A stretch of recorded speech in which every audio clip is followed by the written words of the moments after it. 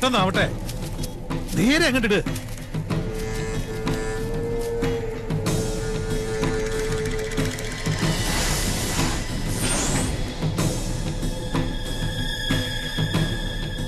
ആ പടവ് വരെ അങ്ങോട്ടിട്ട്. ആ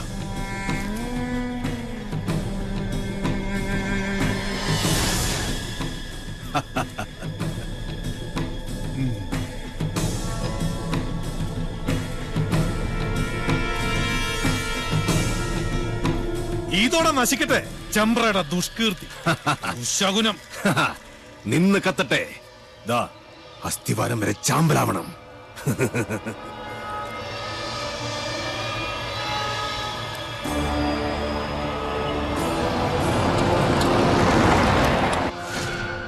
ഒരു തരത്തിൽ പറഞ്ഞാൽ ഇതും ഒരു ബ്രഹ്മഹത്യയാണ്.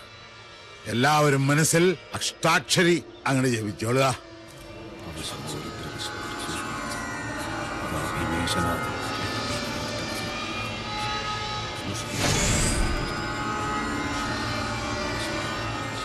ഇനി ഒട്ടും അമാന്തം വേണ്ട, അതിനങ്ങോട്ട് അമർത്തുക.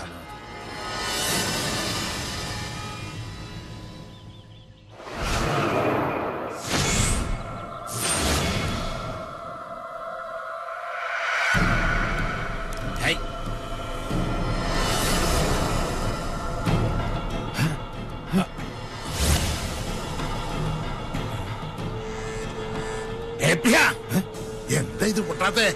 എന്താ എന്ത് പറ്റി നോക്കട്ടെ.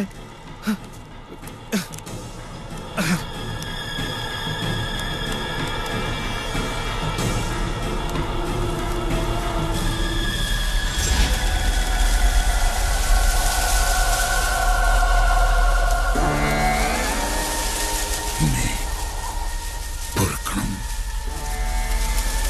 മക്കളുടെ മൂഢത മാർപ്പാക്കണം. അത് ലൂസ് കോണ്ടാക്ട് ആയിരിക്കും. ഒന്നും ഞെക്കി നോക്ക്. ഒരക്ഷരം വേണ്ടി പോരുത്. മണ്ട ഗണേശൻ, കണ്ണു തുറന്ന് നോക്ക്.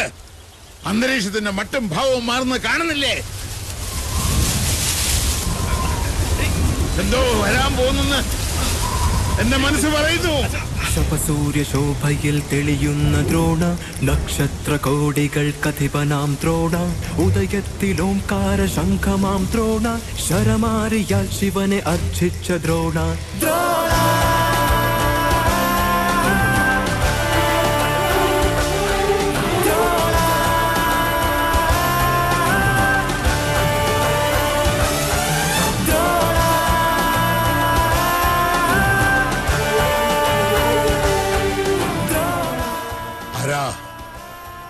ഏതായി അവതാരം?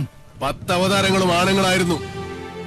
ആണുങ്ങളെ കണ്ടിട്ടില്ലാത്ത മണിയങ്കോട്ടെ അച്ചിക്കോന്തന്മാർക്ക് പുരുഷ പ്രജകളെ കണ്ടാൽ കണ്ണിൽ ഇരുട്ട് കയർ, പിച്ചും പേയും പറയും. മാധവൻ, പട്ടാഴി മാധവൻ. ഇയാളെന്തിനാ ഇങ്ങോട്ട് വന്ന? അച്ഛനും മക്കളും വെച്ച പടക്കൊന്തേ പൊട്ടിയില്ലേ? രാവിലെ ഇല്ലത്തുനിന്ന് ഇറങ്ങുമ്പോ നെല്ലൂർമനെ കാറ്റത്ത് ധൂളിയാക്കി പറത്തിക്കളയാമെന്ന് വ്യാമോഹിച്ചു അല്ലേ? എനിക്ക് നെല്ലൂർമനെ ഇതുപോലെ കാണണമെന്ന് മോഹമുണ്ടെങ്കിൽ അത് തടയാൻ മാത്രം പോന്നവരല്ല മണിയങ്കോട്ട മണ്ണുണ്ണികൾ. മാധവൻ, പട്ടാഴി മാധവൻ, പട്ടാഴി മാധവൻ നമ്പൂതിരി. ഭഗവാന്റെ തിടമ്പ് പോലെ ചൈതന്യമുള്ള പട്ടാഴി മാധവൻ എന്തിനാ തിടുക്കപ്പെട്ടിപ്പ് ഇങ്ങോട്ട് വന്നത്? മന വാങ്ങാനോ അതോ കുഞ്ഞുണ്ണിയുടെ കൊലയറ കാണാൻ?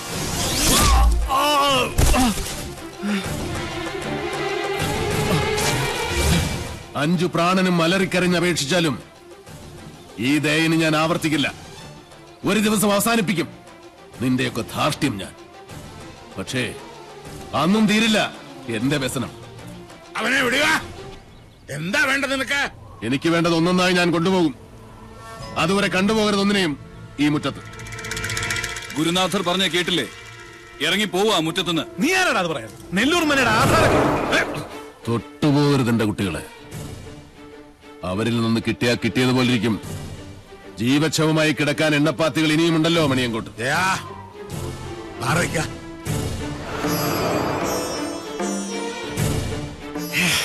ആധാരം കാണണോ?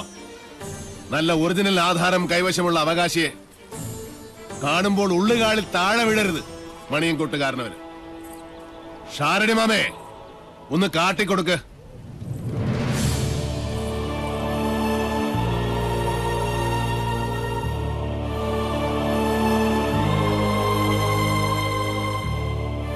നെല്ലൂർ മനയുടെ അവകാശി തുളസിമണി. മനസ്സിലായില്ലേ? നെല്ലൂർ ഹരിനാരായണന്റെ ഒരേ ഒരു മകൾ.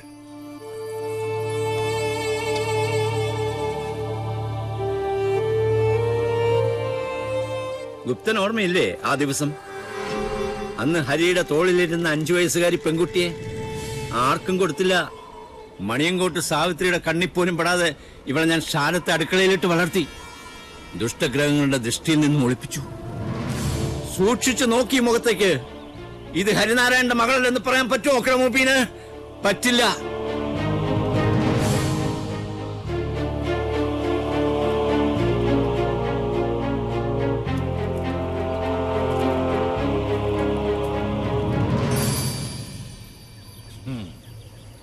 പാവം ഈ ശാരൻ. 7 സമുദ്രങ്ങൾക്കപ്പുറം ഒളിപ്പിച്ചിട്ടും നീ രക്ഷപ്പെട്ടില്ലല്ലോ മോളെ. എത്ര ആവാഹിച്ചിട്ടും സാവിത്രി ഇറങ്ങി വരാത്തതിന്റെ രഹസ്യം ഇപ്പൊ മനസ്സിലായി. കാത്തിരിക്കുക അവള്. ചെല്ല്, വലതുകാല് വെച്ചങ്ങടെ കയറുക. ഈ തുളസിക്കതിരും സാവിത്രി പറിച്ച് തലേ ചൂടും. അതിനു മുമ്പ് സാവിത്രിയെ ചുട്ട് ഭസ്മമാക്കി നിങ്ങളുടെ നെറ്റിയിൽ ചാർത്തിയിട്ടുണ്ടാവും മാധവൻ. പഞ്ചഭൂതങ്ങളും അഷ്ടദിക്കുകളും 5 സ്വരൂപത്തിൽ വാഴുന്ന ഈശ്വരൻ സാക്ഷി. ഇന്ന് തുടങ്ങും നിന്റെയൊക്കെ രാപ്പനി. പോ, ചെന്ന് രാശി വെച്ച് നോക്ക്. നിന്റെയൊക്കെ ലഗ്നത്തിലും ചന്ദ്രനിലും മൃത്യു നിറഞ്ഞു നിൽപ്പുണ്ടാവും. പോ, വന്ന വഴിക്ക് പോകാൻ. മക്കൾക്ക് അച്ഛൻ വഴികാട്ടി കൊടുക്ക്.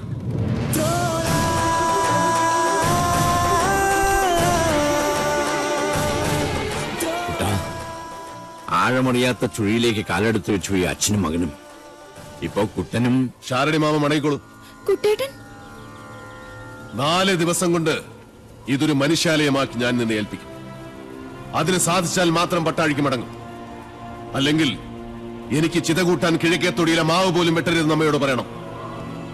ശവം പാഴ്വിറക് കൂട്ടി അതിലിട്ട് കത്തിച്ചു കളയണം.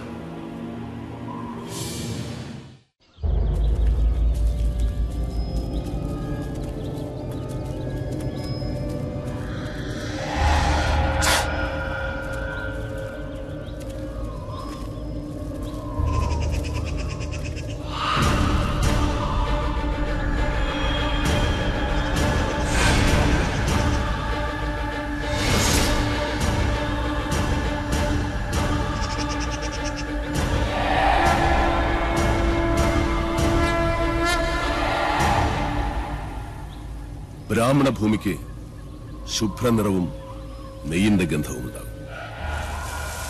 ക്ഷത്രിയ ഭൂമി ചുവന്നതും ചോരയുടെ ഗന്ധമുള്ളതും. വൈശ്യഭൂമിക്ക് ക്ഷാരഗന്ധമുണ്ടാകും. കറുത്തതും ശ്മശാനത്തിന്റെ ഗന്ധം വമിക്കുന്നതുമായ ഭൂമി ശൂദ്രഭൂമി, പ്രേതഭൂമി. എന്റെ പഴനി മുരുക,